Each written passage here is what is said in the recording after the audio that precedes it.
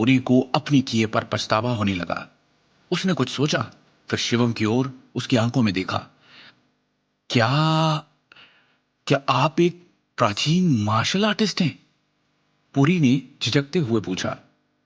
ओ, शिवम जरा चौंका, क्योंकि उसे उम्मीद नहीं थी कि जगनपुरी के पास प्राचीन मार्शल कलाकारों का ज्ञान होगा।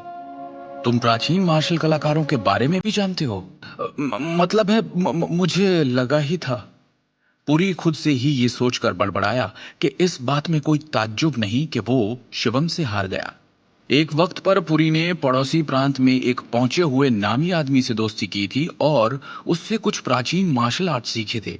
उन कौशलों के साथ वो 1 दर्जन अंगरक्षकों को मात्र चाकू से आसानी से नीचे गिरा सकता था। हालांकि वो अभी भी शिवम की तरह काबिल नहीं था। बिग बॉस के अनुसार शक्तिशाली प्राचीन मार्शल आर्ट विशेषज्ञ बेहद तेज प्राणी थे, जो आसानी से गोलियों को चकमा दे सकते थे। इसलिए उसने पुरी को चेतावनी दी कि यदि उनसे कभी भी उसका सामना हो तो उनसे निपटने के लिए कभी भी बंदूक का उपयोग नहीं करना चाहिए। इसके अलावा उसे ये भी सीख दी गई थी कि प्राचीन मार्शल कलाकारों के पीछे जो शक्तियां होती है उन्हें कभी भी नाराज नहीं करना चाहिए। उन चेतावनियों को याद करते हुए पुरी ने घुटने टेक दिए और विनती की, मास्टर शिवम, दया कीजिए। मैं अंधा था जो आपको पहचान नहीं सका। मैंने भी कभी आपको किसी भी तरह ठेस पहुंचाने का इरादा नहीं किया था। ये सब उस सिंघानिया की वजह से हुआ, उसी का किया धरा है ये। शिवम ने स्थिति के तारों को जोड़ा और ठंडे भाव के साथ पुरी से पूछा, सिंघानिया परिवार ने तुम्हें ये करने का ऑर्डर दिया था? हाँ, उसी दर्श सिंघानिया ने मुझे आपको अगवा करने का आदेश दिया था। अभी समझ आ रहा है कि उसने मुझे हथियार की तरह इस्तेमाल किया है। पुरी ने दांत पीसते हुए कहा, वास्तव में क्या चल रहा है? मुझे सब कुछ जरा विस्तार से बताओ। पुरी ने चुपके से राहत की सांस ली और गंभीरता से कहा, मास्टर शिवम, दर्श सिंघानिया ने मुझे आज दोपहर भोजन के लिए आमंत्रित किया और मुझे 2 तस्वीरें दी और साथ में आदेश दिया कि अपने आदमियों के हाथों में इन सभी तस्वीर वाले लोगों को अगवा करवाऊं। बदले में मुझे 1 करोड़ रुपए देने का वादा किया। फोटो कहाँ है? शिवम ने बीच में ही पूछा। पुरी ने अपनी जेब से 2 तस्वीरें निकाली और उन्हें शिवम को सौंप दिया।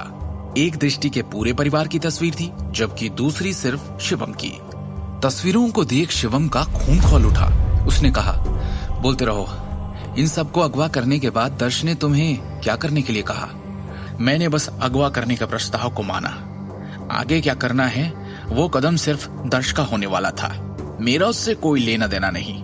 हाँ, मैंने भी दिमाग चलाया। मैंने हमारी सारी बातें रिकॉर्ड कर ली। क्या आप वो रिकॉर्डिंग सुनना चाहेंगे? पुरी ने गंभीरता से पूछा। फिर उसने झुककर विनती की, मास्टर शिवम, आपको ठेस पहुंचाने का मुझे बहुत पछतावा है। मुझे सच में अंदाजा भी नहीं था कि मेरा पाला आप जैसे महान इंसान से पड़ेगा। मुझसे बहुत बड़ी गलती हो गई, माफ कर दीजिए। शिवम शांति से कहता है, मुझे वो रिकॉर्डिंग दे दो। पुरी ने शिवम को वो पेन सौंप दिया जिसमें एक रिकॉर्डर लगा था।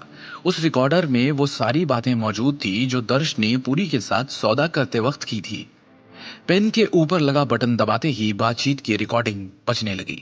शिवम ने शुरुआती बिना मतलब की बातों को नजरअंदाज कर दिया और अपहरण के बारे में बातचीत पर पूरा ध्यान दिया। उस शिवम गांधी की जिंदगी बर्बाद करनी है तुम्हें जगन। इनाम में 1 करोड़ मिलेंगे। पर आपने तो भी कहा कि शिवम गांधी नारंग परिवार का निकम्मा दामाद है। 1 करोड़ खर्च करने लायक है वो? कहीं कोई और बात तो नहीं? मैं शिवम को यहाँ लाने में आपकी मदद कर सकता हूँ, लेकिन बाकी की व्यवस्था आपको खुद ही करनी होगी। ये भी ठीक है, जब तक तुम उसे पकड़ोगे मैं यहाँ उसके बाद की व्यवस्था करने के लिए लोगों का इंतजाम कर लूंगा। रिकॉर्डिंग सुन शिवम का खून खौल उठा। आगे की कहानी जानने के लिए देखिए अगला एपिसोड सिर्फ पॉकेट एफएम के यूट्यूब चैनल पर और शिवम द हिडन वॉरियर के सारे एपिसोड्स को सुनने के लिए डिस्क्रिप्शन में दी लिंक से डाउनलोड करें पॉकेट एफएम ऐप।